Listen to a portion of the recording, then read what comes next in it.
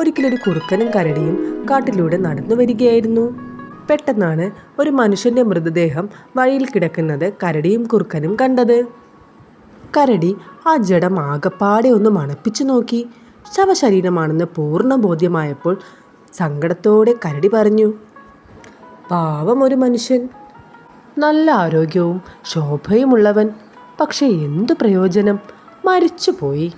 എനിക്ക് മരിച്ചവരോട് വലിയ ബഹുമാനമാണ്. ഞാൻ മരിച്ചവരെ ശല്യപ്പെടുത്താറേയില്ല. ഇത് കേട്ട കുറുക്കൻ ഉറക്കെ ചിരിച്ചു. ഹ ഹ ഹ ഹ ഹ. എന്നിട്ട് പറഞ്ഞു, സുഹൃത്തെ, താങ്കളുടെ വാഗ്വിലാസം കേവമായിട്ടുണ്ട്. ഇത്ര ഭംഗിയായി വർത്തമാനം പറയാൻ താങ്കൾ എങ്ങനെ പഠിച്ചു? ജീവനോടെ അടുത്തു വന്ന ഏതെങ്കിലും മനുഷ്യനെ താങ്കൾ വെറുതെ വിട്ടിട്ടുണ്ടോ? അവരുടെ രക്തം ഊറ്റി കുടിക്കാതിരുന്നിട്ടുണ്ടോ? ഇല്ല, ഒരിക്കലുമില്ല. അങ്ങനെ ചെയ്തിരുന്നുവെങ്കിൽ താങ്കളോട് എനിക്ക് മതിപ്പ് തോന്നിയേനെ. അത്രയും പറഞ്ഞിട്ട് കുറുക്കൻ തിരിഞ്ഞ് ഒരൊറ്റ നടത്തം. കരടി ഒന്ന് മുരണ്ടു. എന്നിട്ട് കുറുക്കനെ തുറിച്ചു നോക്കി.